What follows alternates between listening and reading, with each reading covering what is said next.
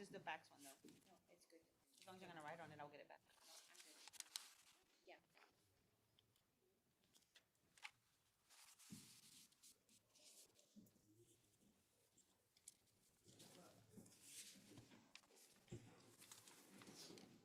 Please rise for the pledge.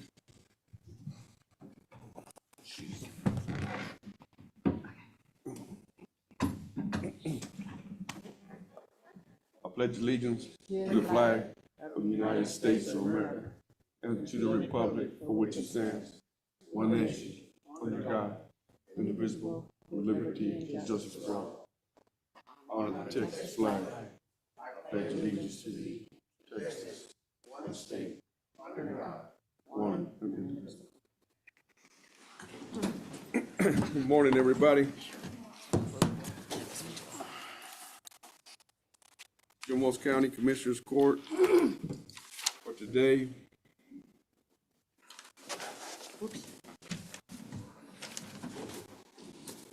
February 13th, 9 a.m. is now in session. Agenda item number 3, public testimony. Is there anybody out in the public that would like to address the court at this time? Hearing none, we'll move forward. Agenda item number 4, previous minutes. Make a motion to approve.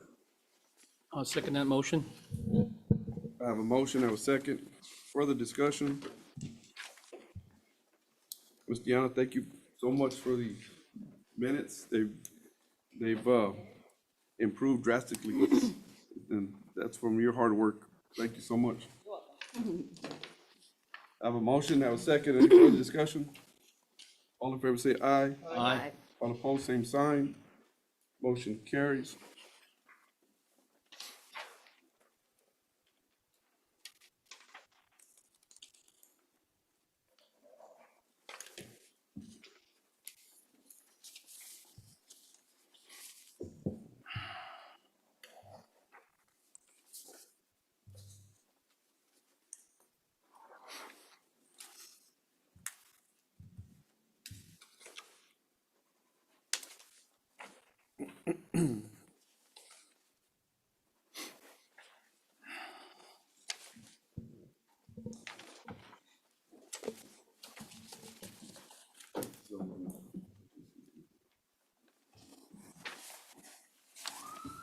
Consent agenda item number 5.1.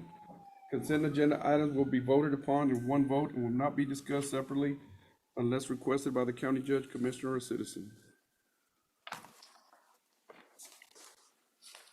Entertain a motion. Motion to approve items presented. Second. I have a motion, and I have a second. Any further discussion? All in favor say aye. Aye. All opposed, same sign. Motion carries.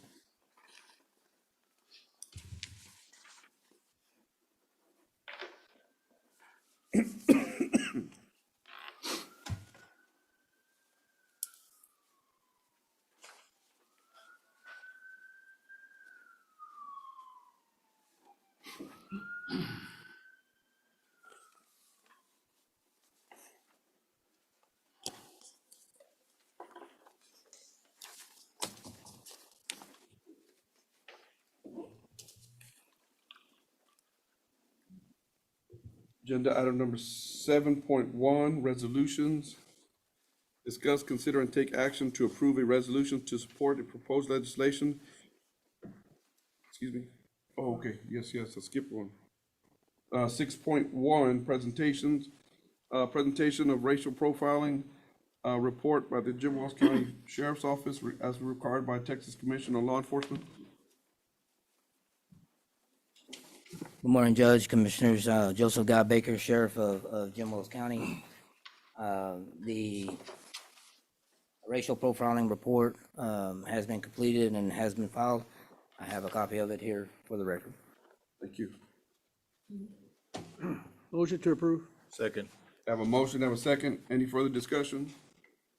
All in favor say aye. Aye. Aye. Opposed, same sign.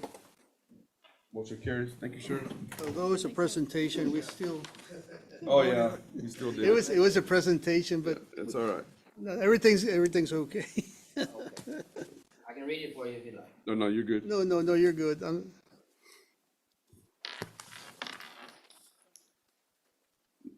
Agenda item number 7.1, discuss, consider, and take action to approve resolution in support of the proposed legislation during the 90th Texas Legislative Session to exempt Texas county governments, their officials, and employees from the state hotel occupancy tax, the HOT, when traveling on official county business. Let's see.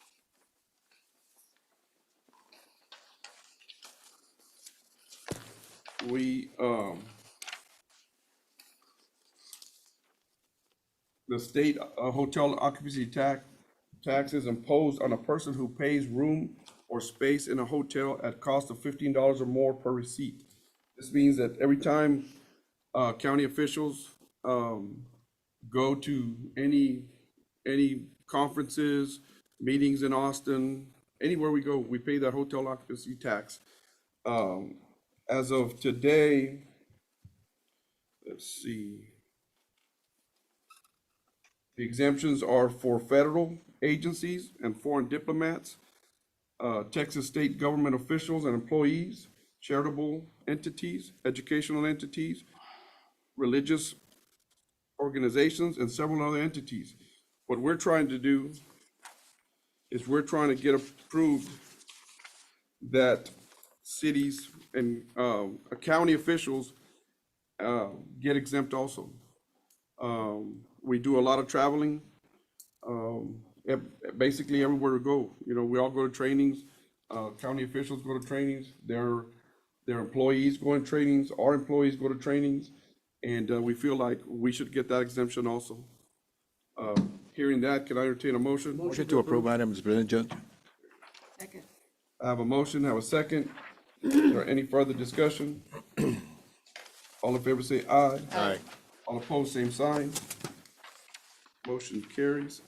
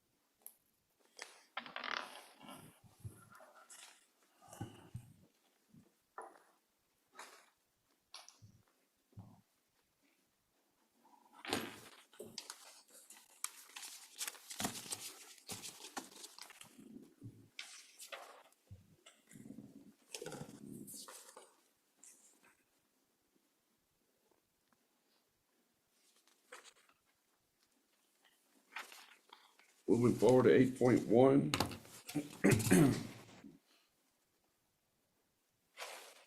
Discuss, consider, and take action on allowing Jim Wells County Sheriff's Office to apply and operate for the 2027 Operation Lone Star Grant to continue funding of 2 full-time deputies, request equipment and overtime for the Sheriff's Office.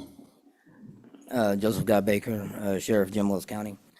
This grant is a grant that we typically get each year. We want to continue to get this grant. It allows allows us to have 2 extra deputies to help disrupt the cartel by bringing drugs and money into through our county. That's typically what we use it for. We also use it to buy equipment to offset the cost to the county itself. So this is a very good grant. It's quite a bit of money. It's approximately almost $400,000. So it does help us a lot with offsetting costs to the county. So we'd like to continue to apply for this grant. Motion to approve item 8.1 is presented, Judge. Second. Thank you, Sheriff. I have a motion, I have a second. Any further discussion? All in favor say aye. Aye. Aye. All opposed, same sign. Motion carries. Thank you, Sheriff. Thank you.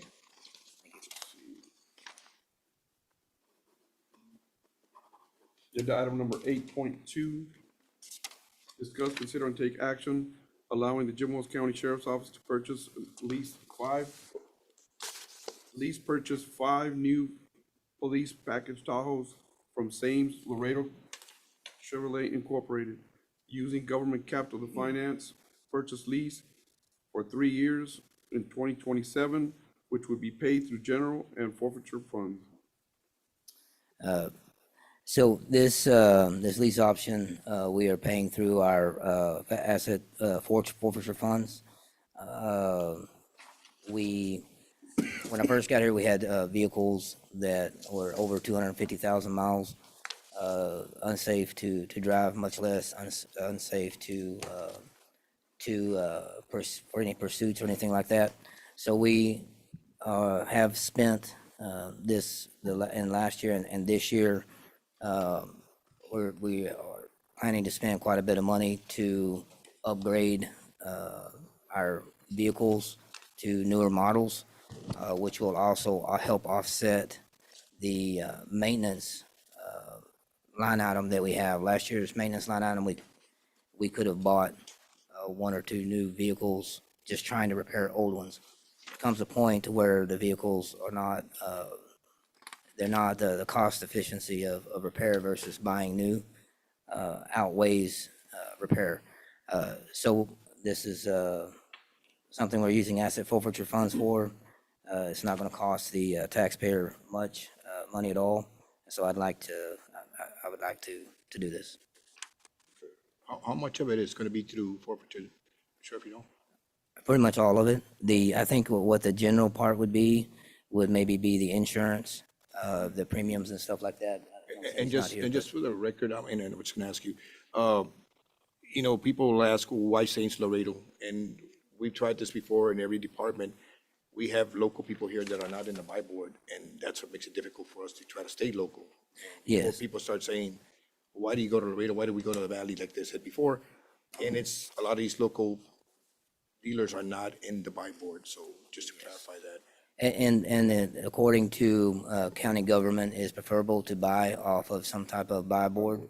Yes, sir. And therefore, that's where we go first to look. We also do, we do look at other people that are on the buy board, and we have them give us estimates. We check the prices. And of course, we're going to choose the best benefit for the citizens of the county and the sheriff's office.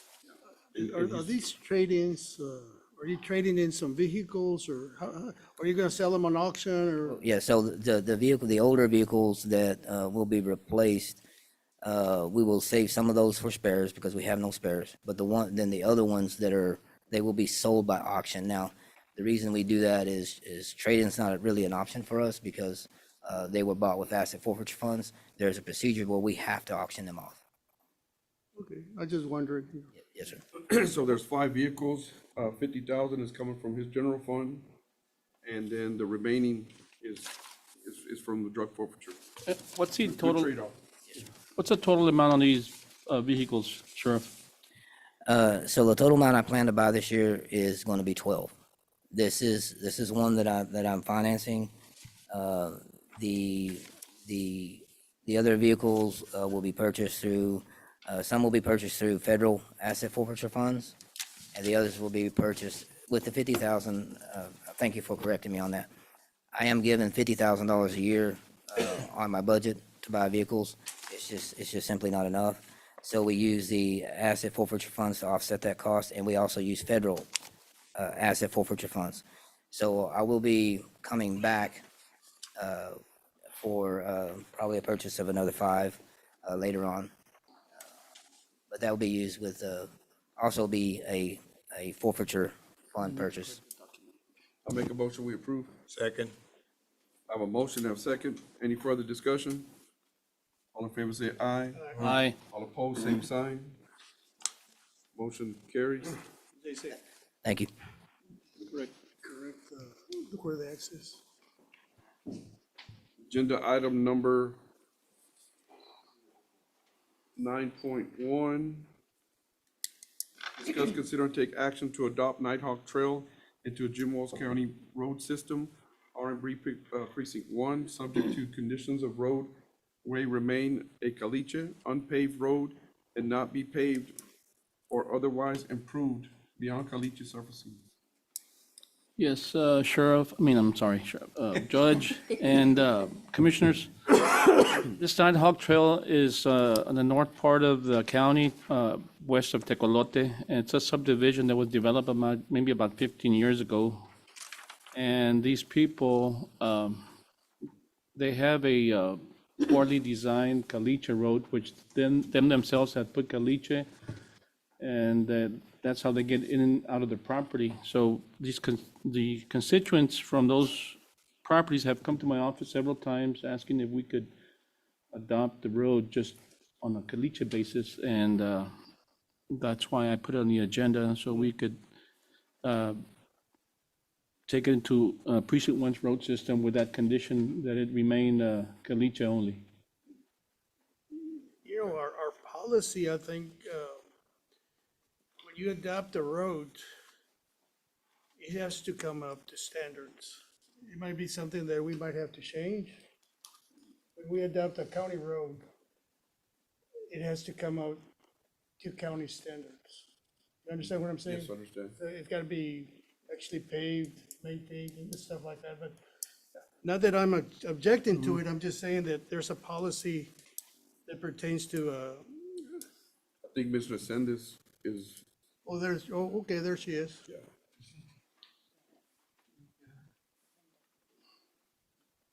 Ms. Resendez, can you hear us? Okay, there she is.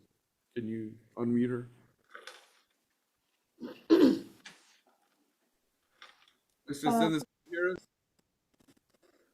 Yes, I can hear you. What's the question, Judge? The question is, Commissioner Aguilar wants to adopt the county road, but to leave it as a caliche road. And Commissioner Garcia has wanted to check our policy on the roads, and if we adopt that, we'd have to meet our policy that we're not entirely sure that if it includes a caliche road.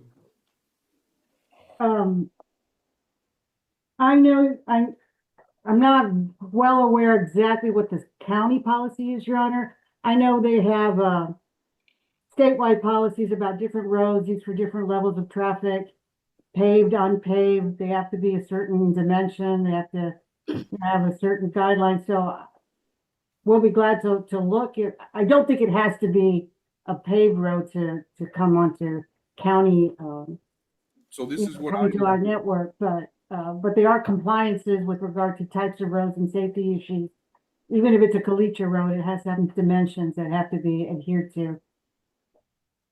So this is what I know when on our policy, and it's in our subdivision policies. Once we approve the subdivision, then they have to follow the specs and the diagrams that are specified in those rules. But Yes, that's correct.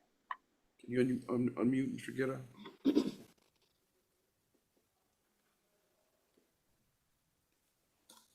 Mr. Guerra?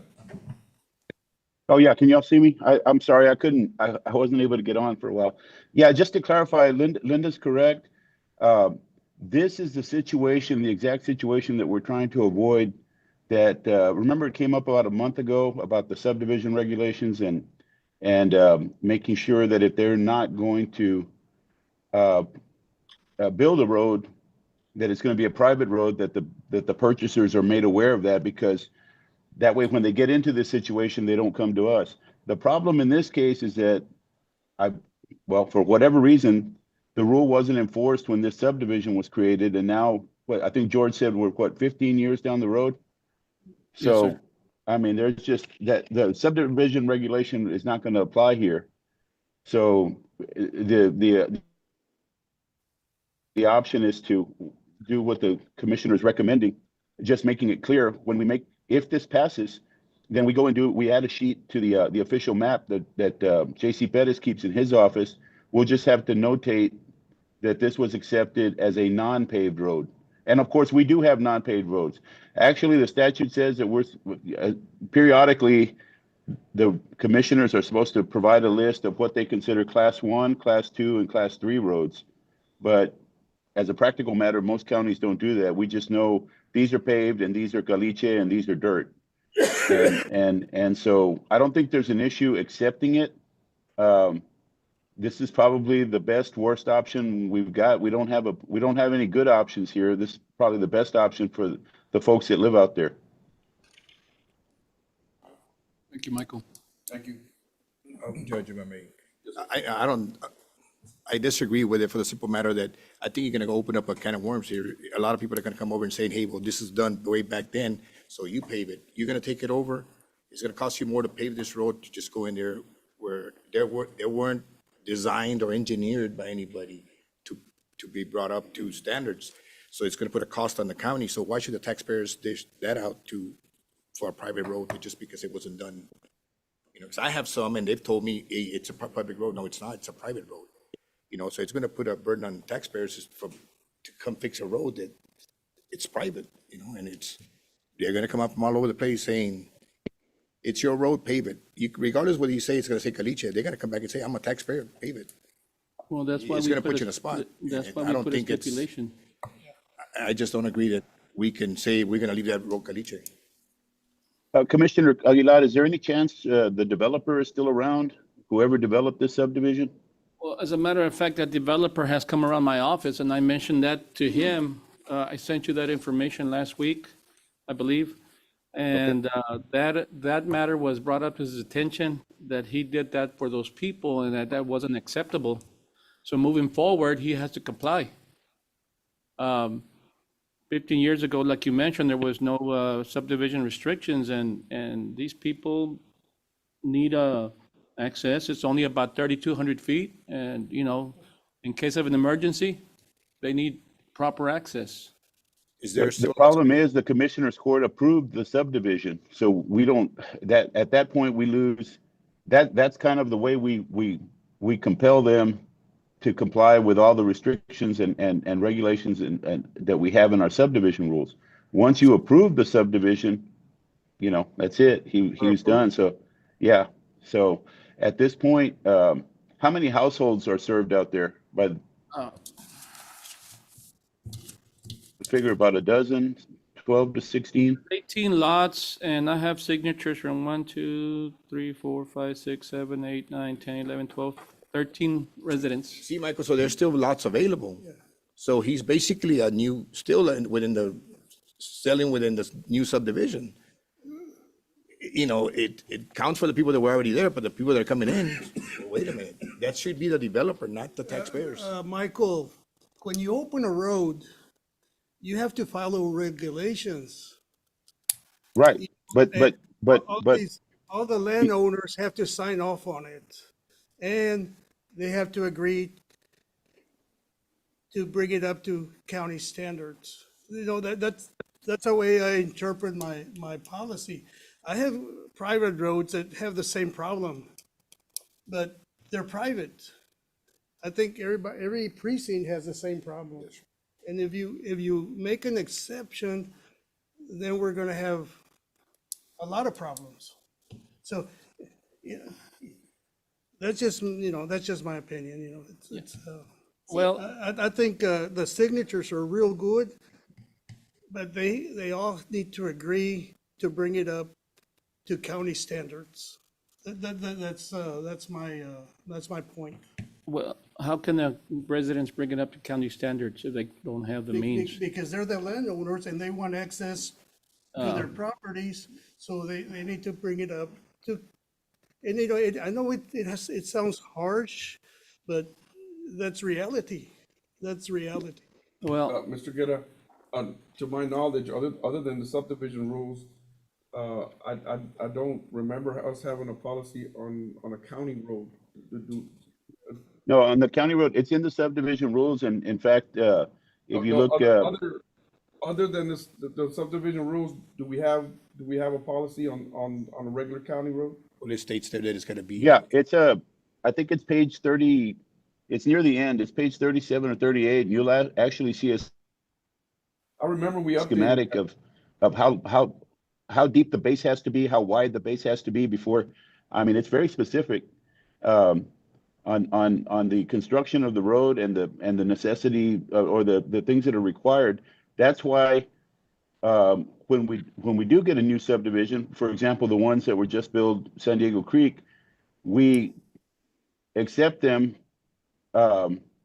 tentatively, and then we wait a year and we send Mr. Gonzalez back out there to inspect the road to make sure that it's still holding up before we accept it into the county road system. The problem in this case is that wasn't done before the subdivision was approved and accepted. So it's already a platted subdivision. And you're right. I mean, we don't have to accept this. If you do, you may have other people asking for it. The practical problem for the people out there is they're dealing with a harsh road. Maybe their remedy is to file something against the developer. I wasn't aware the developer was still around the area, because that would be the person that unless he got them to sign some kind of waiver that he did not have to provide them with the road, that may be an obligation on the developer's part. So this is what I remember. When I was judged the first time, we had the subdivision rules in place. We updated them. And I think that we updated them and made those road specifications stricter. So I don't think that this subdivision was built after we made those roads stricter. So he might fall under the old one that has less specification on it. And that may, yeah, because if you look at our regulations, it says updated. I forget the exact date, but it's in 2016. Now there were 2017. okay, but there were regulations before then. This was Right. just the amended version. So you're correct. There probably was an obligation for him to develop a road if he was going to create lots on different sides. The problem was the commissioner's court at that time didn't hold him to it, and they approved the subdivision, and so now we're in this situation. So you can leave it alone. You don't have any obligation to take it in, but you can take it in if you'd like to. So really, it's whatever the will of the court is. My concern is that there's still lots available there. So this is only going to increase the value of those properties, which is in turn going to give more value to the developer, and the developer is the one making money at our taxpayers' expense, and that's not fair. It's not. They should go to him and say, you need to fix that road. And then we can decide whether we take it over or not, but I just don't think we should take it over the way it is. I don't think that we should go down this road. And the reason I think that is because if we do it, I have a lot of private roads in my precinct. And if we do it, they're going to be coming, well, George did it. And well, other precincts are doing it. And like right now, we don't have the funds to take care of our county roads that we have right now, because we ended up taking back when they took over all these roads from developers who put in a quick road, and they're horrible. And I mean, we don't have the funds and we don't have the time to take care of what we got. And if we get into this, then we're gonna be taking this private road, and then, oh my gosh. I think, Well, It's so hard to take care of what we got. I think this is what needs to happen. I think we need to table the item. We need to review the dates, review what policy that he's gonna fall under, the one before, the one after we updated it, and see how we can either hold him accountable or not. Bring it back, discuss it again to see if where we go from there after finding out all the facts. Well, for the record, there's not only one resident out there, there's several, and it's a minimal impact for the county. We already worked down that way on several county roads, just grading on a maintenance schedule. This wouldn't add too much to that already duty that we have. No, I agree with you wholeheartedly, and we want to do that. We just got to make sure that we dot our i's and cross our t's, because they could be entitled to a better road if we hold this developer accountable. Is this a private road? Private road right now. You know, like Commissioner Shabba was saying, you know, we all have private roads. And, you know, and when they maintain them, they pull their monies and create a maintenance program for them, you know, but it doesn't apply to all the private roads, but, you know, I have some that are terrible. Well, I guess we'll have to look at that subdivision adoption and see what, if they listed it as a private road or not, or how it's You know, listed on there. This is one of the reasons why the state came down on the counties, because back in the day, there were developer would come in, buy 100 acres, break it down with a dirt road, somebody by the very end, just call the county, tell them your ambulance can come in, the bus can come in, and they'd fix it for you at taxpayers' expense. So we're going backwards. We need to go forward.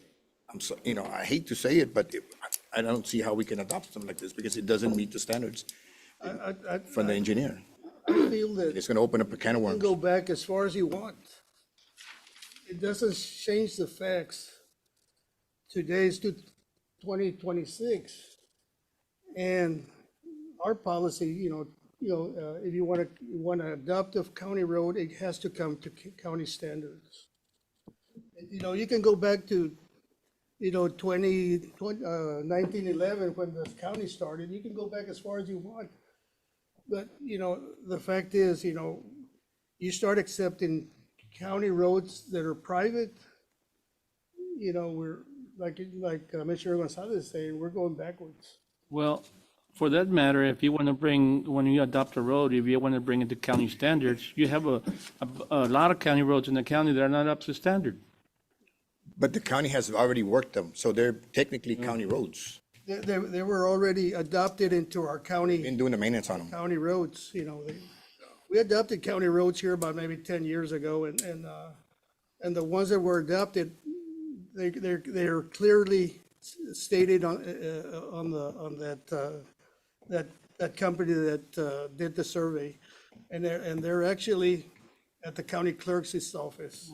If anybody wants to see whether a county road's adopted, you go to the county clerks, and it tells you exactly what counties are adopted and which ones are not. Well, I don't think we're gonna come to a resolution we can table it. right now. I think we need to table it and we need to do our due diligence on it, because our responsibility might not be our responsibility and there must be accountability somewhere else. We need to find that out. I'd just like to say that, when you buy a property, especially on a subdivision, you have to read the regulations. All any property that you buy has regulations, You need to, you need to actually survey it, make sure you're not in the flood zone. There's a lot of things that you have to research. And in this case, whoever bought in that particular subdivision, he needs to be accountable for it. That's his property. So anyway, that's my view. I'll make a motion, we table. Second. I have a motion and a second. Any further discussion? All in favor say aye. Aye. All opposed, same sign. Sign. Thank you. Judge, Commissioners, and I'll look into that. I know this is called Nighthawk Trail, but what is the subdivision name I need to look up? I'll get that information for you. Who's the, Oh, all right. Who's the developer? I don't have the name off the top of my head, but I can send that information. Thank you, Mr. Guerra. Thank you. Agenda item number 9.2, discuss previous purchase approval for 2026 Chevy 3500 truck. The correct procurement was finalized through auditor's office, therefore requesting final approval through Commissioner's Court. Yes, sir. Last Commissioners Court, we asked for the approval to purchase a 2026 3500 truck. And we stated that final approval was waiting on the final procurement because the vendor didn't have all the paperwork in order By board. through TIPS. So they finally got all the paperwork through the auditor's office. Auditor office approved everything, so we're moving forward with the purchase. Just need a final approval from Commissioners Court. Make a motion, we approve. I'll second that motion. I have a motion, I have a second. Any further discussion? All in favor say aye. Aye. All opposed, same sign. Motion carries. Agenda item 9.3, discuss, consider, and take action to authorize Jim Wells County to provide 30-day written notice of termination to Sunrise FSP, extradition service IAX pursuant to section 16B of the memorandum of understanding dated October 24 between Jim Wells County and Sunrise FSP.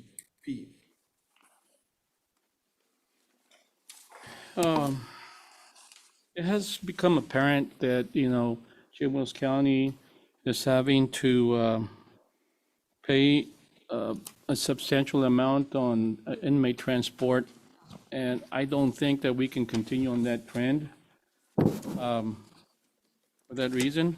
And this action is not about directing law enforcement operations. It's about fulfilling the court's statutory duty to safeguard public funds and ensure accountability. Under Article 5, Section 18 and 23 of the Texas Constitution, the sheriff is a constitutional officer responsible for law enforcement operations, and the court respects that authority. However, under the same Constitution in Texas Local Government Code, Chapter 111, the Commissioners Court holds exclusive authority and responsibility over county budgeting and expenditures. While operational decisions rest with the sheriff, the expenditure of the county funds and approval of contracts of memorandum of understanding are within the jurisdiction of this court. So that's why we need to take action on that. Thank you, Judge and Commissioners. I've submitted a written packet. Don't worry, I'm not going to read it all. But I've submitted a written packet for the record documenting the statutory transport mandate, cost comparison, and staffing impact. If you'll notice and I'll just read the contents and then I have a statement. On the left-hand side of that, you're going to find in the packet contents. Two of them you've already seen, the first two, statutory and court-mandated duties notice to the court. Number two is a transport cost comparison memorandum that I have recently submitted. Additionally, beginning at number three, we have I submitted a patrol staffing reality memorandum for your review. Jail staffing reality memorandum for your review. Number five is a January 2026 transport volume and staffing impact summary for your review. Number six is court transport scheduling and video appearance coordination letter, which I submitted yesterday to the district judge. This has also been submitted to Judge Solis, and I'm plan to talk to the JPs about some of their duties. This is a request for assistance. This is also for your review.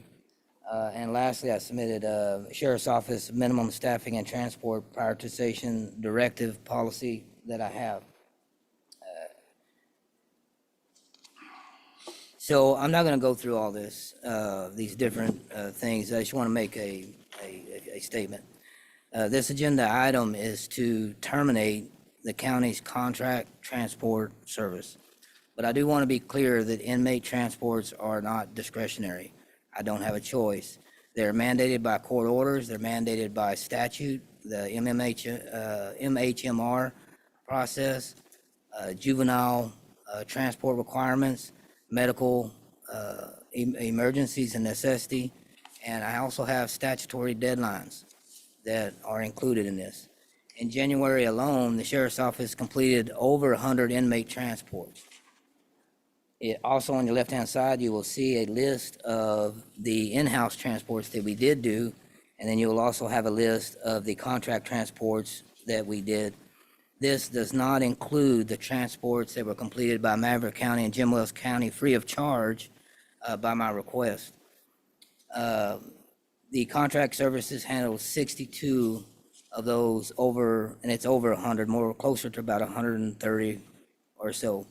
At the time, I didn't have my staff recording the number of free transports, but we're beginning to record those now. On average, these transports are about 12 hours to complete. Those contract transports prevented the removal of approximately 1,488 deputy hours and officer hours from patrol and jail supervision in one single month. Contract transport is also the lower cost option. Cost analysis provided shows in-house duty deputy transport averages approximately $1,300 per trip, while contract transport averages $550 to $650 per trip. Terminating the contract increases cost. It does not reduce cost. Patrol and jail staff are already maintained at a minimum safe level. If deputies are pulled to do transports, the county loses patrol response capability, and we also lose jail supervision coverage. That increases risk to the public, to the staff, to inmates, and it raises the county's liability exposure exponentially. If the court chooses to terminate this contract, I would like to have direction on what replacement plan that will be implemented, because the transport workload does not change. It doesn't disappear. It's not going anywhere. Terminating the contract transport, it does not remove the mandate to complete the transports. And that's what's important to understand. You can terminate the contract. It doesn't change the fact that I still have to do the transport. So I have 3 questions for the court to consider. One is staffing replacement. Which positions are being added to absorb this approximately 1,500 deputy/officer hours per month to complete these transports? The second question is patrol coverage reduction. Which patrol shifts, which response coverages in the county and in the community do you suggest I reduce so that deputies can conduct these in-house transports?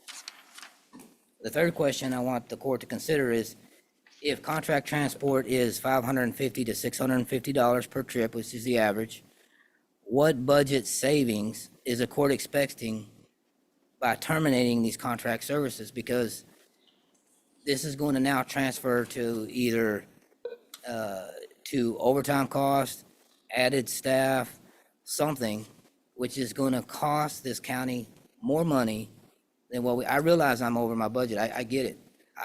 I'm doing everything I possibly can. I have asked for and have been in contact and meetings with the courts.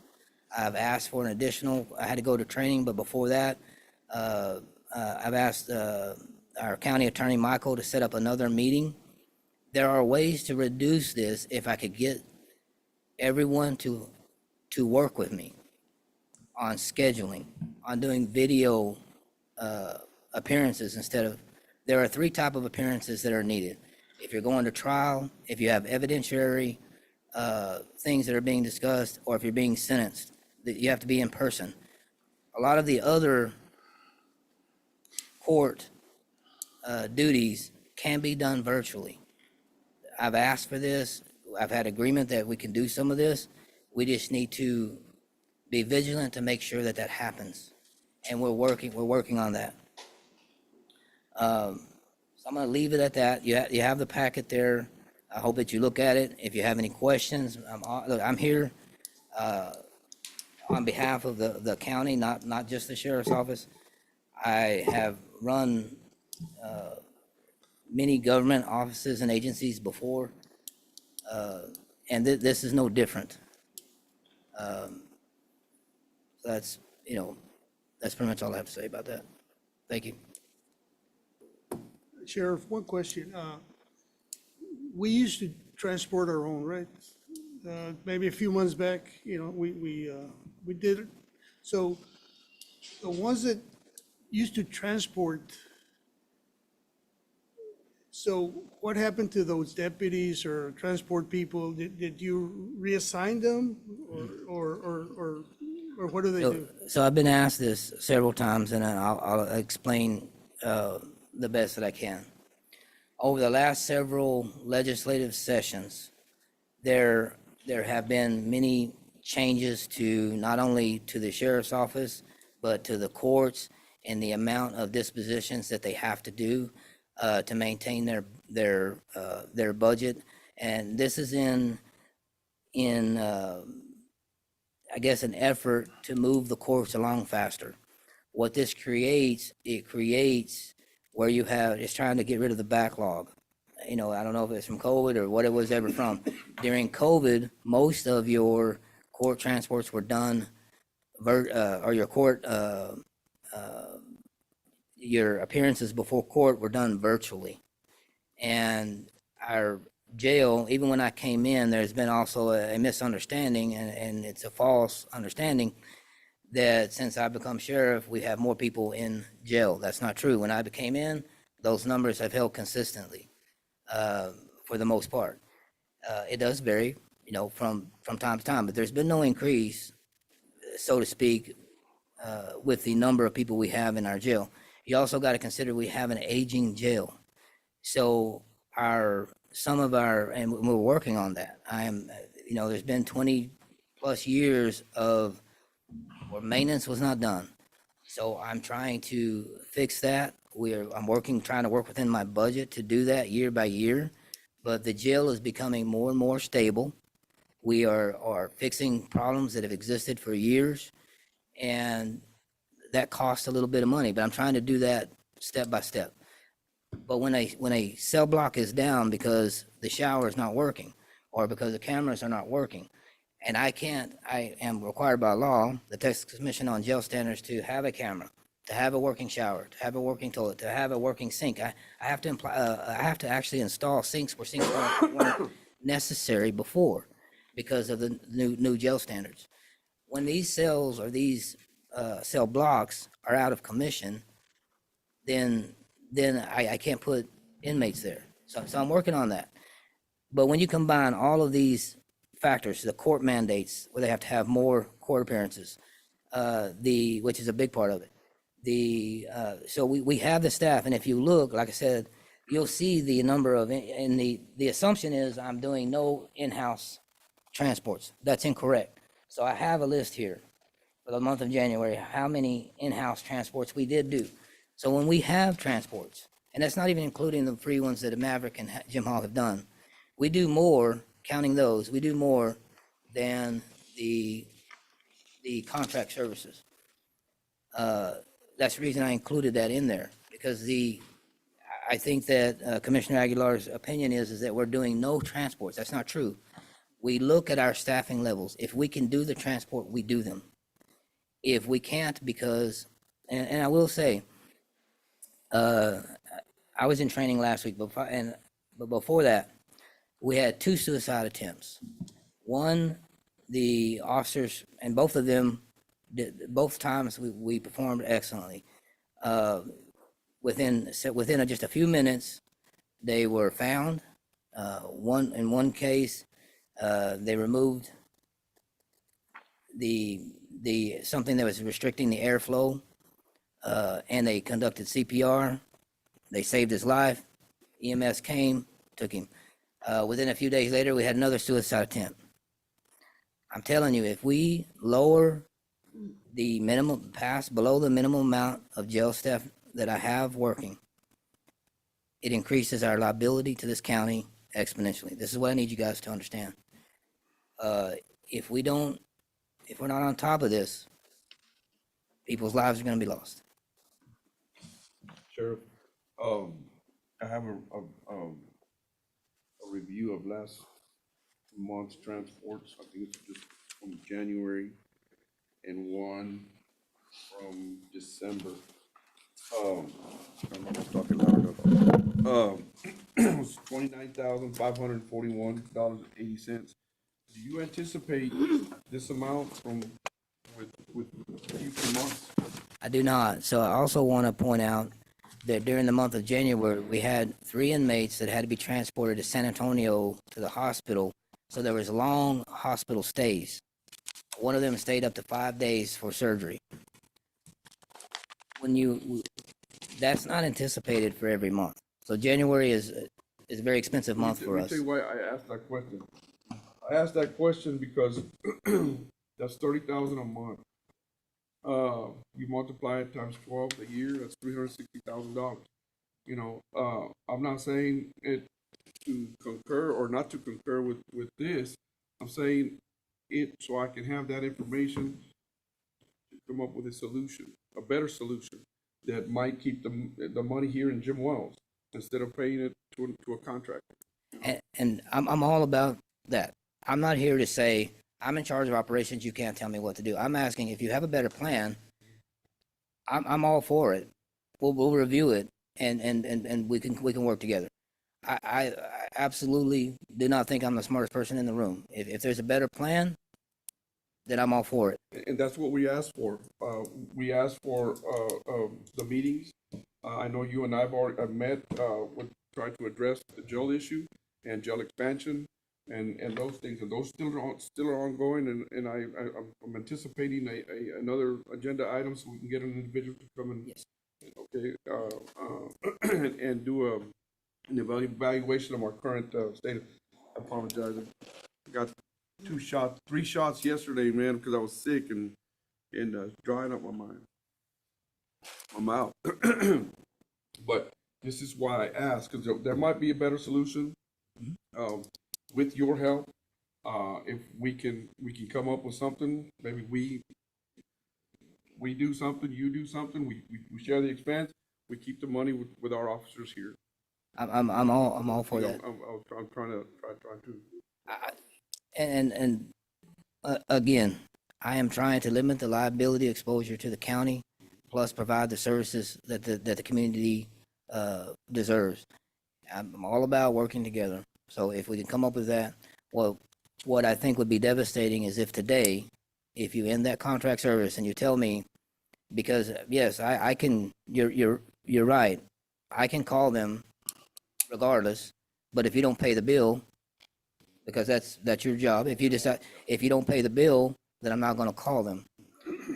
But if we end that today, we put the county at extreme exposure to liability. And that's as far as I want to say about, as far as I want to go with that right now.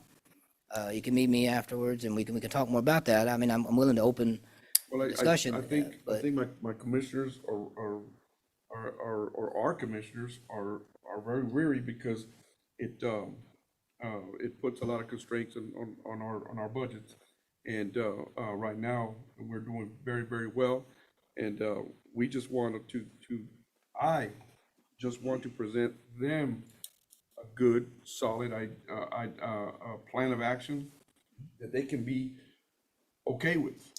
And George, I applaud you for putting this on the agenda because it's something we do need to talk about. And then us following up with the big meeting group that we've assembled, the committee we have assembled, and attacking some of those issues will also play a part in savings. And there are, again, I you know, I'm not here to throw anybody on the bus. There are, with this, that we're planning on doing, we're trying to bring everybody together.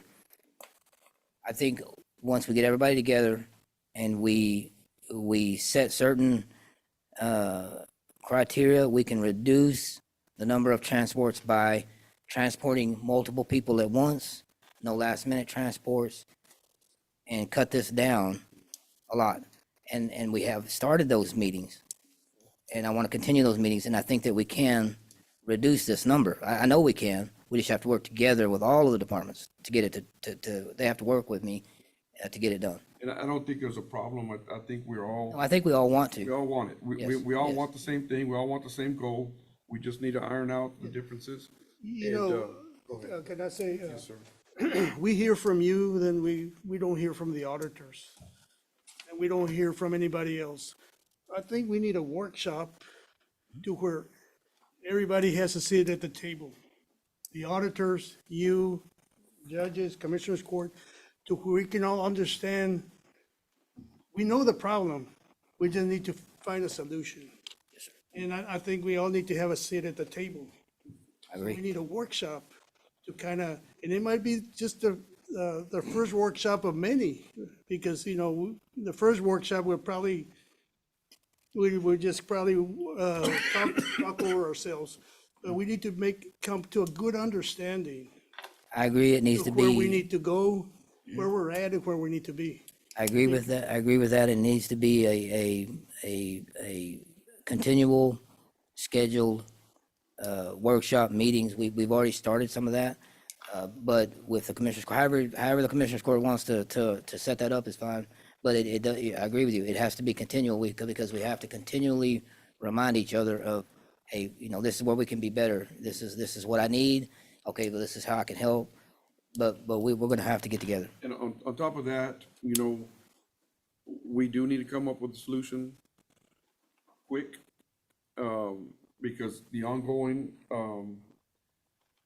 meetings that we're having and the ongoing meetings I'm having with you about jail expansion and fixing up our own jail, that's gonna take time. So this is not gonna go away. So we need to address it immediately. And I feel like we can. I feel like we can do something. We can all do something for the most part. We're also having switching over to new case management system, that if we're all in that system, might help us tremendously Absolutely. because our judges need to have the information. Hands down, they need to have jail list every day.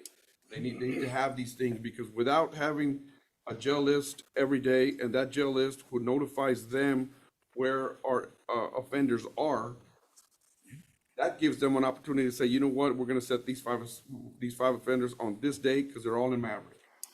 And on one shot, we bring them in. That's how we're gonna save the money. They're willing to do it, we just need to provide them the information and go from there. That'll save us a bit right away, you know? Exactly. And that's what we gotta do. We gotta develop a plan of action that, hey, these 4 or 5 things right now will save us money right away. And we gotta start doing them ASAP. Yes, sir. I agree. Sheriff, I got a question for you. Yes, sir. And I guess it's for the judge. Let's say that you do a case through Zoom, and this person is in Eagle Pass, and he gets released. Is it our job to bring him back, Yes, so. or is he released over there? No. So now that situation, I'm glad you brought that up. Every releasal has to be done through the Jim Wells County. So every time we bring somebody to court, 5 or 6 people, we have to rebook them back into the Jim Wells County jail. We have to, then when they leave, we have to book them out and transfer them to Maverick County. Maverick County then has to rebook them back in. Every releasal, Maverick County, because they're our inmates, they are not allowed or authorized to release an inmate that doesn't belong to them. They have to transport them back to Jim Wells County, and then we will do the releasals. But most of the court appearances are not releasals. It's maybe a court appearance where they're given information or whatever the court needs to do. They still remain in that custody. They have the ability in Maverick County to put them, and they will do it for us. It's not a problem. They will put them in front of the judge virtually. The court will do whatever it needs to do, and then they return them back to their cell without a transport. That's one of the things I'm requesting, and that will reduce a lot of our transports. These are simple things that don't cost us anything that we can do to reduce these transports. And this is what I've been asking, and this is what I'm trying to get done. I had a group of people that met with me here a while back, and a judge was there in that meeting, and they were talking about road work, and they asked me, why wouldn't I hire somebody from the outside to do the road work? And I just thought to myself, why would you ask me that? These guys are making a profit. I'm not. When it cost us anywhere between $40,000 and $50,000 to redo a mile, I went to a guy, he was gonna charge me $150,000. I just figured it's a no-brainer. So I find it hard to say that it'd be cheaper to go this route when we're paying the deputies a little bit less, and they're not gonna spend that many time doing this.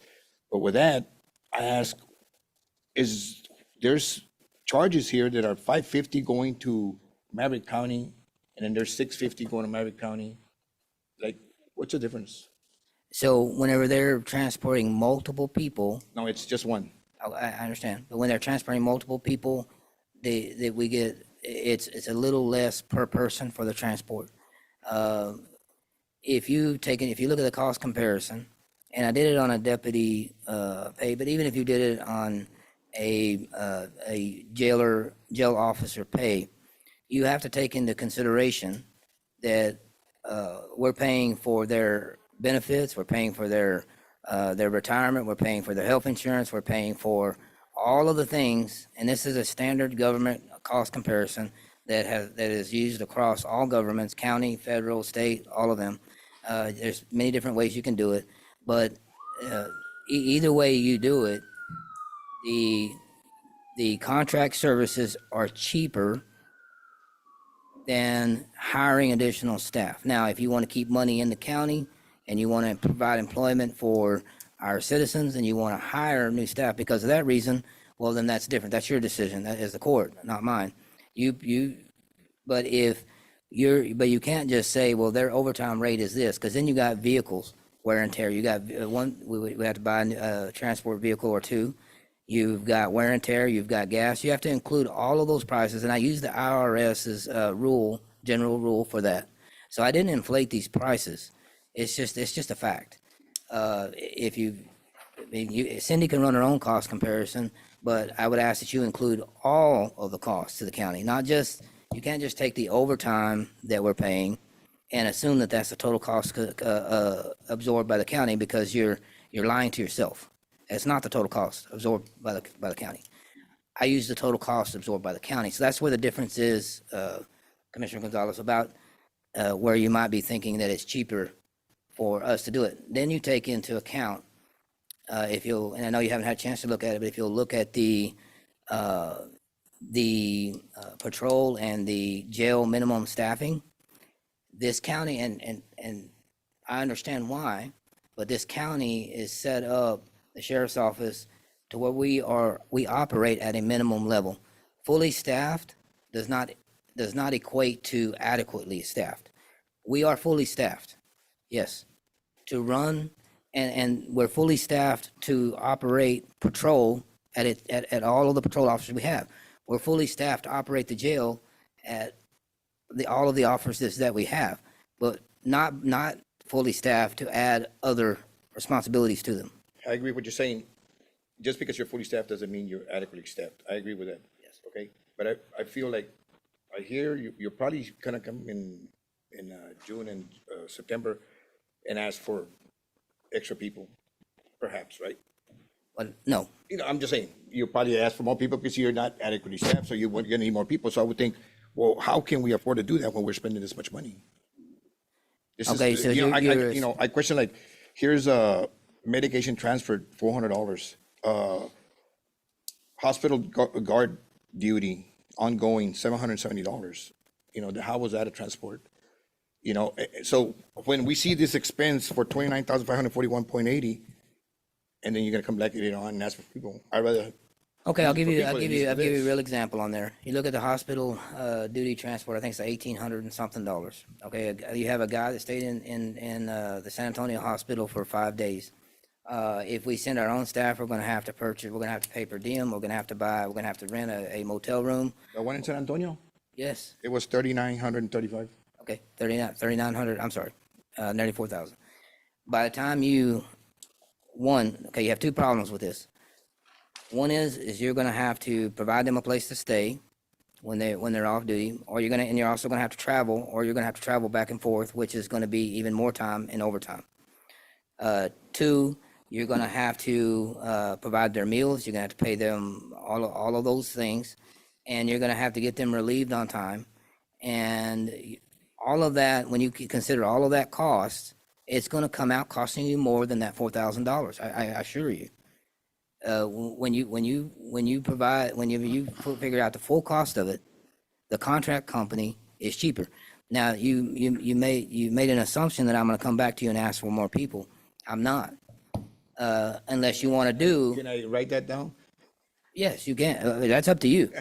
What I'm going to tell you is, we either use contract services, or you can choose to hire a transport team if we can't get this number down. I think we can get this number down, but let's say we can't, because you're doing a what if scenario, right? You're playing devil's advocate, and we can play that, because I don't know. My idea is going to go with the cost comparison. It's cheaper to use the contract instead of hiring people, paying their retirement, paying their medical expenses, paying their hospital, their benefits. And when you add all of that into the cost, it's cheaper to use the contract. That is just a fact. It's simple numbers. You run the numbers however you want to run them. That's the truth. Now, can we avoid both? I hope we can, and I think we can. But that's something that I have to have cooperation with from everybody. Sheriff, 2 weeks, but what was it, 2 weeks ago, we went, Auditor Cindy and myself and Secretary went and met with you guys at the sheriff departments. And it was a great meeting. We got a lot of information. What I got from them mostly was that it was lack of communication. You know, not to be like communicating with each other. Yes. So we were talking earlier about the committees and stuff like that. We had asked to form one, you formed one. We just got to keep doing it. I agree with that. And the judge's office and everybody involved has got to communicate, because we can't have this. You know, it's just outrageous. So we got to come up with a solution. This is not one. This is we just got to sit down and meet more often and discuss it. And I won't argue that fact with you. I believe that's true. Well, you were saying something about liability. The liability is always going to be there, no matter if it's today, tomorrow. It's been in the past, today, and in the future. The liability is always going to be there. And there's no state mandate requiring a sheriff to use a third-party transport company. You know, when you say about effort and minimizing expenditure, you would see a reduction in the billing that we've received over the last month. But instead of a reduction, we have an increase. And there's no effort, and that's my opinion, in trying to minimize that. I don't know what we got coming after this bill, so it's just my opinion that we need to get a hold of this and of what's happening now before it gets out of hand. I know that you guys want to set up meetings and that, but what are we going to do? Come back next 2 weeks and do the same, talk about this and this? You know, the sheriff, we cannot control the sheriff. He does what he needs to do, but we, as Commissioners Court, have a duty to protect taxpayer dollar. And in that duty I agree with you, have a duty to protect taxpayer dollars. So do I. You mentioned the liability issue of it. I'll just say it again. If you act today to stop the contract without letting us have a chance to see what we can do about this, either way, you're going to up your liability exponentially. If I do not have enough staff at the jail to do adequate checks, and somebody loses their life as a result of that, which I think that, I think that a lot of people don't realize how many times someone's life is saved who doesn't want to live. They're trying to hurt themselves. We have to strap them in a chair to prevent that from happening. Someone that's determined to end their life, we are mandated by Texas Commission on Jail Standards to check on them a certain amount of time. If we fail to do one check, then the cost of that lawsuit is going to make the cost you're paying right now that you were talking about seem very insignificant. I'll just say it that way. I can attest to that. Last Wednesday, I attended the Texas Commission on Jail Standards meeting. I was there with Judge Sakai, Bexar County County Judge, and I was supporting him on his plan of action, which they're going to send to me, and I was able to testify in public comment about issues that we're going through. And I guarantee you, we were there when I was waiting to speak. And there was 3 or 4 families there pleading for assistance because they lost a loved one in a county jail. I guarantee you, Jim Wells County does not want to be in that situation. I do not want to be in that situation. I don't want sheriff to be in that that situation, nor our county commissioners. It's incumbent of us that we do everything we can to avoid that. And Mr. Aguilar, I understand wholeheartedly what you're saying, and I understand wholeheartedly what you're saying. I just think that we need to come to an agreement. We need to reinstate those meetings that we're having every, I think they're supposed to be every Wednesday. We can start with this coming Wednesday, 2 o'clock. We'll get the judges, we'll get yourself, myself, we'll get the adult probation and everybody else that's involved, if we need to. Of course, the county attorney and the district attorney will be there too. I need you to bring your priority list of what can we do now to make those changes to save us money immediately. And so we can present those to each individual that's there. And I'm sure they're gonna have the same thing. And I think we can hammer this out a little bit better than severing the contract today. I think it behooves us to table the item and allow us, like you mentioned already, to rectify the situation. The cost is not gonna go away. The amount of the cost can. So that'll be our goal. So right now, hearing what I've heard from everybody here, I recommend that we table the item, give us an opportunity to meet with the committee and to lower these charges and to take a further look on the savings that we would have if we hire our own team or we keep contracting. And if we can bring that to Commissioners Court, give us a better idea, a better understanding, make us feel a little better. Because like I said, the situation is not going away no matter what we're doing about the jail, no matter what we're doing about anything else, until we figure this out, what we're gonna do. That's years down the road. We're still gonna have this problem.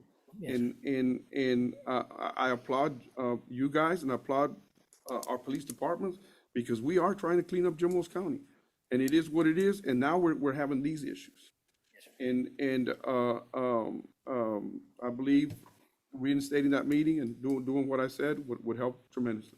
I appreciate those comments, Sheriff, Judge, and I have a agree. question. Sheriff, what's the, when it's full here, how many prisoners do you have? So we have a capacity, if every cell and everything is working, which it's not, the total capacity is 88 beds. What you also have to understand is that when we're bringing 20 or 30 people to court, we have to have room for that. So we have to move people out, to move people in, and that's a constant, and this is one of the things we need to address. Because I can't hold, the Texas Commission Jail Standards recommendation is you gotta have some headspace because, in other words, you can't completely fill your jail because then during the weekends, or, you have, people doing what they do and you end up having a surge of arrests. So I would say 60 to 65 would be where we should be if every cell is working and in good condition. That's the average. That's the average. We're not there because not all of our cells are working. And then we're also not there because with this constant going back and forth for court, we have to leave room to bring them in for court and transport. So it's always in flux. We're moving in and out. And how many personnel work in the jail when it's full to that limit? So when it's, Yeah, it is what you have. so the way the jail operation, you've seen how it's constructed. The minimum limit's not going to change whether you have 30 or whether you have 60 people in the jail because you have to walk by every cell, you have to look at everything. Now, the workload may be a little more in the processing in and out, and so there may be a little bit of uptick in overtime, but not much. It's not going to make a difference, not a significant difference when you up the number of inmates you have in the jail. No, What how many personnel? It's not going to make a significant, it's going to stay the same. How many is that? 4. We need, You have four working, I need you know. 4, I need 4 officers.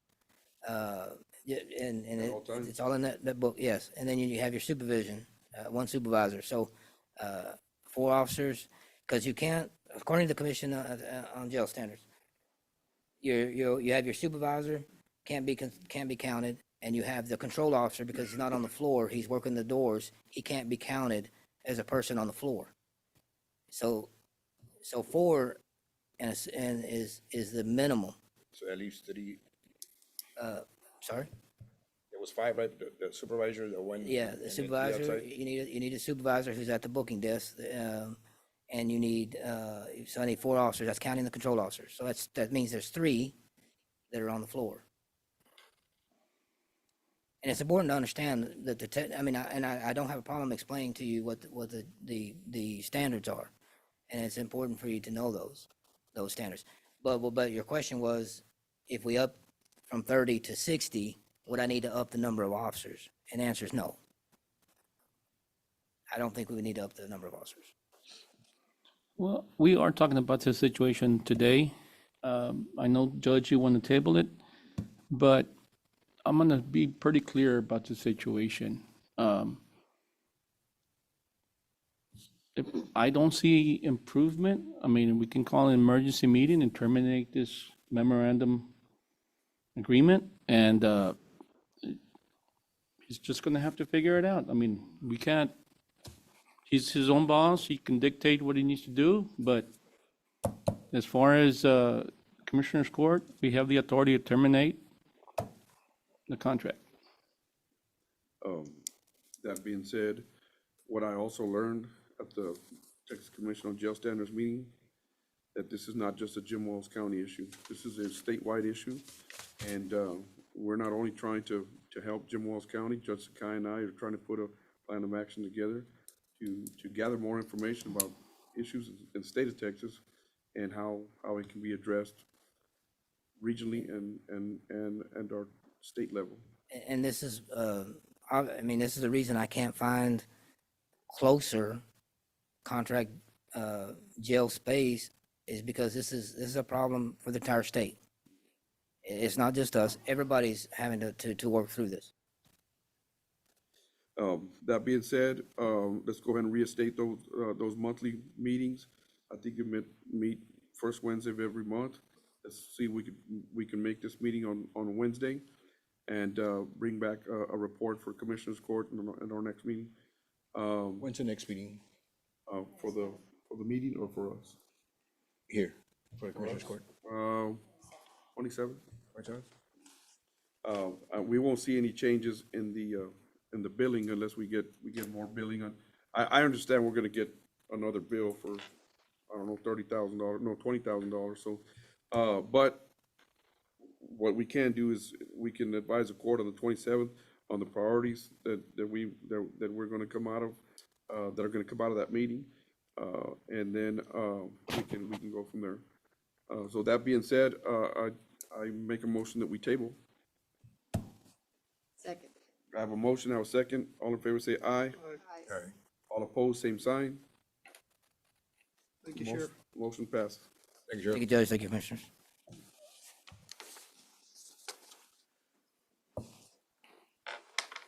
Do you have, on number 10, Judge, do you have a list? Let me see. Table the other one, right? Table something else here.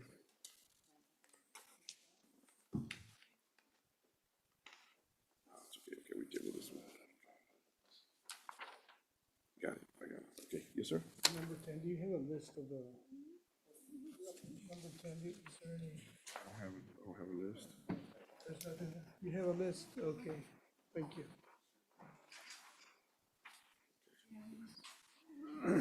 Well, I do have it, right?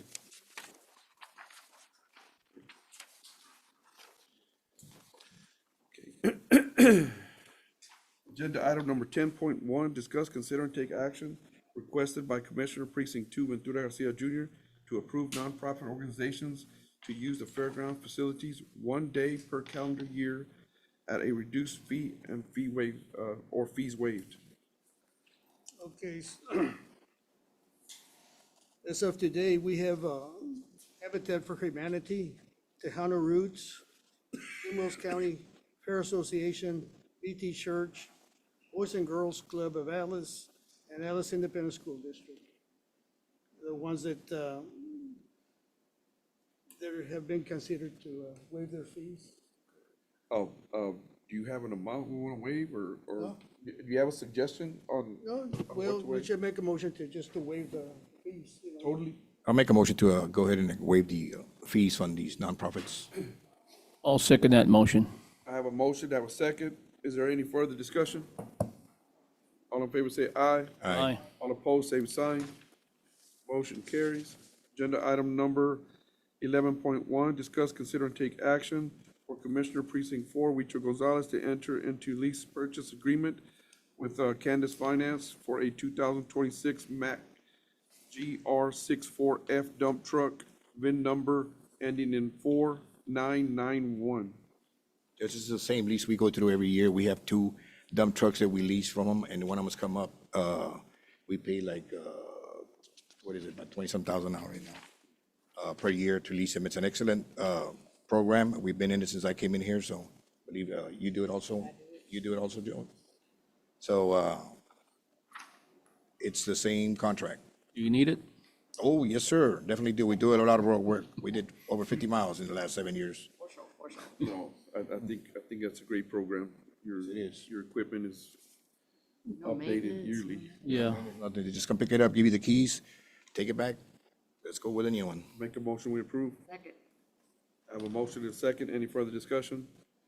All in favor say aye. Aye. All opposed, same sign. Motion carries.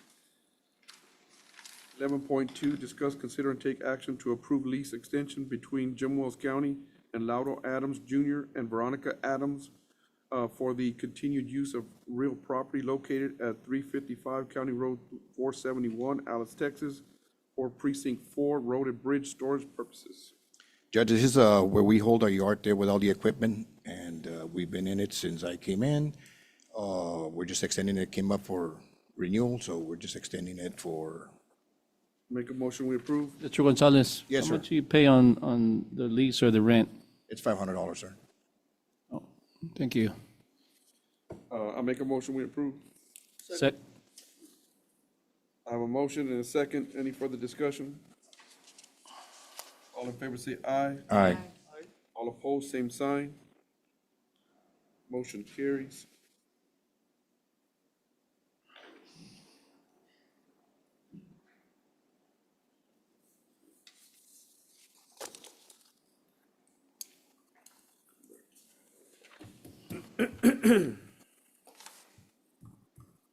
Agenda item number 12, Tax Assessor Collector Mary Lozano.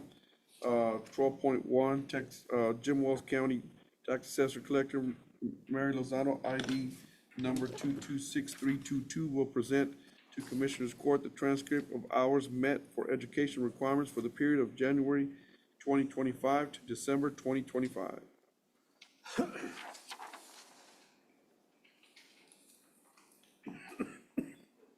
Mary Lozano, Tax Assessor and Collector.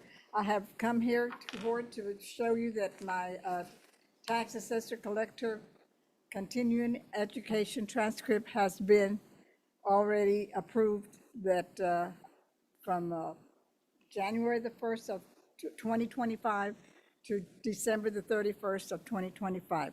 So I'm ready for this year again. And happy Valentine. Thank you, Mr. Zano. Thank you, Mary. Agenda item number 13, Robert Silva, IT Department. 13.1, discuss, consider, and take action, renewing the annual subscription for the Bid Defender Gravity Zone Endpoint Security. Good morning, Judge and Commissioners. This is a reminder that we have an endpoint protection subscription, but it expired by the end of February. I wanted to renew it so we can continue protecting our computer, server, laptop from malicious attack. The software comes with firewall protection, internet content filtering, and other great advanced threat protection and early detection protection. It's really important, we gotta have our computer protected from laser attack. I'm gonna be purchasing the subscription through Core Recon. Core Recon is our vendor, it's been helping us a lot with our mitigation plan. And, I want to request approval for that. The price is a lot lower than last year, because now we're getting through Core Recon. I really like the pricing, I want to take that. How much is the annual subscription, Robert? How much is the annual subscription fee? I'm sorry. The annual subscription fee? Well, last year, we were paying 32,000. This year, through Core Recon, it was 13,000. I was like, wow, it's a good price. I want to take that. Thank you. So, just for clarification, with Core Recon wasn't doing it last time, right? Last year? No, yeah, but that's why when they came into the assessment, they gave a recommendation. That was one of the recommendations, the Core Recon, and I got with Core Recon.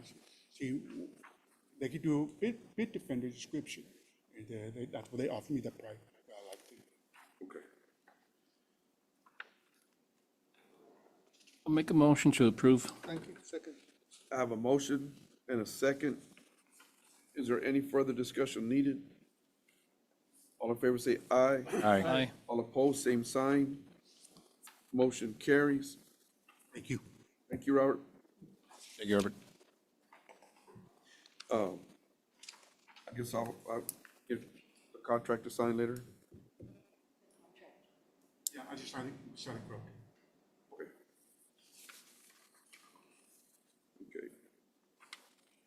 Okay. Number 14, road permits. 14.1, discuss, consider, and take action to approve the permit application for fiber light utility request for the County Road 309 and 305. Do we have somebody online? Candace Kaiser. Is she online? Yes, I'm here. My name is Candace Kaiser. I work for the Parity Group. We are representing Fiberlight LLC. Okay. I think we do have the application. Permits are right there. Let's see. Two of them. I think they're in Commissioner Renee's.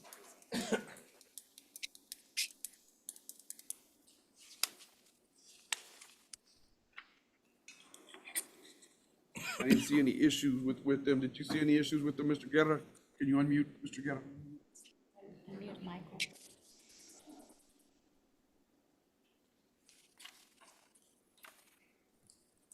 Here we go.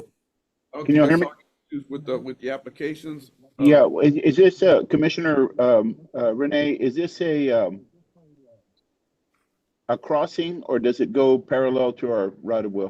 Parallel on the Right of way. road. Yeah, it doesn't cross the road. Okay, and were y'all able to determine an agreed amount?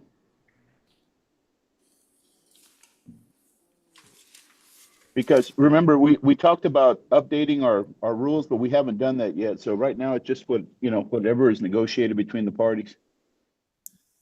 Aside from the application fee, Oh, yeah, okay, so it's just gonna be the 500? yes. Okay, and for I two didn't see different, nowhere else here in these contracts about any other fees. okay, so, and it's two different ones, so it's 1,000 total? Yes. Okay, Has it been paid already? There, I spoke In the with Ms. process? Candace and she said it was in the mail. okay, so we can make a motion to approve pending the receival of the application fee. Okay, is that your motion, Judge? I'll make that motion. Okay, I'll second it. I have a motion and a second. Any further discussion needed? All in favor say aye. Aye. All opposed, same sign. Motion carries. Thank you. Agenda item number 15, Jimo's County Judge Pete Trevino Jr., or Pedro Pete Trevino Jr. Jimo, 15.1, discuss, consider, and take action on approving naming the bank building to the Jimo's County Resource Center. So we've met with the judges and the county attorney, district attorney. We kind of went round and round on some names. We felt like with all the resources that we have there in the bank building, that the Jim Wells County Resource Center would be the best name for it. I want to bring it to Commissioner's Court because we will be having signage, marquee sign, 3D marquee sign, digital.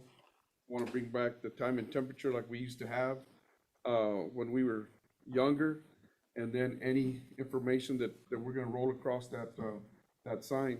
But in order for us to order the sign, we got to have the name on it already because we're going to put, it's going to be about a 12-foot, 11 to 12-foot sign. Going to have about 3 foot on top, which will say Jim Wells County Resource Center, and then it will have the marquee, and then our Jim Wells County what's that called? The seal, Jim Wells County seal, and then our address. So I wanted to bring Commissioner's Court to approve the recommended name of the facility. I think it's a great idea, Judge. I like the name, Jim Wells County Resource Center. I make a motion to approve. I have a motion and a second. Is there any further discussion needed? All in favor say aye. Aye. Aye. Opposed, same sign. Motion carries. No more bank building. So congratulations to everybody who was involved. Resource? Resource Center, yeah. What's that? Okay, you have a comment, ma'am? No, what I'm saying is, they're gonna say, where is that? And Oh. tell them that. Mr. Lozano, that's why he's getting assigned, ma'am. That's why the sign's gonna be there, baby. You have a new, That's why we'll put it you have a new everywhere. name, Mary. Yeah. You have a new name. Be happy. You have a new name. You have a new name. Actually, And, it sounds pretty good, Judge. Yeah, I think for everything that we're offering, you know, Mary's office, tax assessor collector, the elections, the safety, the veterans, indigent, and then by the time the year's over, we'll have 2 or 3 more people up there. So resource center is, it seems, and plus we have a community action there where it's another resource for the community and for the county. So we figured that was best name possible. Thank you all for approving that. Appreciate it. Agenda item number 16, payroll and bills. 16.1, discuss, consider, and take action on payroll and bills as submitted by county auditor with exception of Fund 52, 53, and 54. I don't think there was any objections to anything. Ms. Garcia verified that with me. I make a motion to approve item number 16.1 as presented. I have a motion and a second. Any further discussion needed? All in favor say aye. Aye. All opposed, same sign. Motion carries. Anybody else like to address the court at this time? Hearing none. Is that To entertained? adjourn. Second. I have a motion and a second to adjourn. Is there any further discussion needed? All in favor say aye. Aye. Aye. All opposed, same sign. Motion carries. Thank you all very much. Appreciate it.